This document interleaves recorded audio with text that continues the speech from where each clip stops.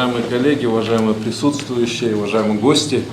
Кыргызстан менен Россиянын жогорку окуу жайларынын ректорлорунун илим жана билим берүүнү өнүктүрүү келечекке салым аттуу биринчи форуму 2019-жылдын 27 мартында Аларча мамлекеттик резиденциясында башталып, андан соң Гусейн Карасаев атындагы Бишкек гуманитардык университетинде уланды. Форумга эки өлкөнүн билим берүү министрлери жана Орусиядан 40, ал эми Кыргызстандан 30дан ашык жогорку окуу жайларынын башчылары катышты. Форум Россия өлкөсүнүн окуу жайларынын жетекчилеринин башында Виктор Садовничий менен Кыргызстандын окуу жайларынын ректорлору билим берүүнү жакшыртуу жана бул тармактагы бир топ маселелерди талкуулашты.